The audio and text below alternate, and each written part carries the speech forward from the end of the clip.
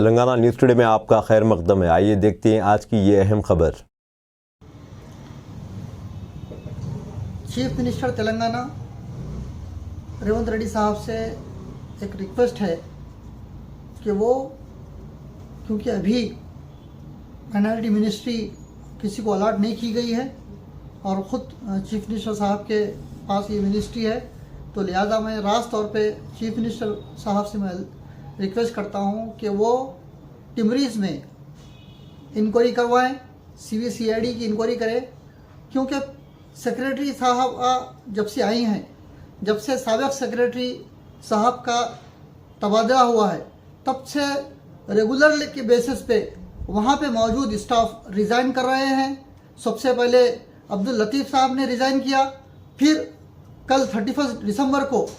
लियाकत हुसैन वो अपने parents department को ट्रांसफ़र हो गए हैं और उन्हीं के ट्रांसफ़र होते ही दिलावर हुसैन जो वहाँ पे थे उन्होंने भी अपना रिजर्वेशन दिया है। तो एक स्टाफ के बदलने से माबाकी स्टाफ का एक साथ रिजर्वेशन देना, इसके पीछे क्या मकसद है, इसकी तहकीक की ज़रूरत है, क्योंकि टिमरीज़ स्कूल को बचाना और तमाम आने वाले बच्चों स्कूल्स के बच्चों के जो है ना मुस्तकबिल को संवारना तमाम लोगों की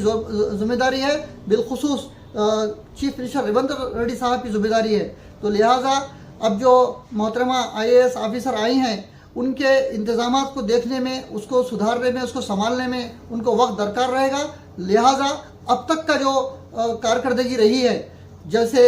2016 में इसकी बुनियाद डाली गई थी, doctor RS Parveen Kumar IPS ने इसका पूरा शिजरा तैयार किया था और उस वक्त के माइनॉरिटी फाइनेंस कॉरपोरेशन के VC एंड MD शफीउल्लाह साहब को इसकी जिम्मेदारी दी गई थी और उन्हीं के निगरानी में ये जो है ना अब तक ये स्कूल चलते आए हैं। तो लिहाजा अब एक IAS ऑफिसर वहाँ पे आई हैं, तो लिहाजा इस स्कूल्स के अंदर ये जो रिजर्वेशन दे रहे हैं, क्या ये लोग किसी किस्म के गलतियों में मुब्तला हैं, क्यों वो लोग रिज़ाइन कर रहे हैं, इसकी तहकीक होना चाहिए। इसकी तहकीक का मुतालबा करने का मकसद मेरा इस सोसाइटी को महफूज करना और यहाँ पे होने वाली धांधलियों को, यहाँ पे होने वाली कमियों को जो है ना उसकी इंक्वायरी के ज़रिए मालूम करना है, ताकि आइंदा कोई यहाँ पे इस तरह की कोई गलतियाँ ना करे और सोसाइटी को बिलखुसूस मुसलमानों के नौनहालों के जो तालीमी मुस्तकबिल का एक जो ज़रिया है टिमरीज़ स्कूल है, उसके ढांचे को नुकसान ना पहुँचे। तो लिहाजा मैं फिर एक मरतबा जो है ना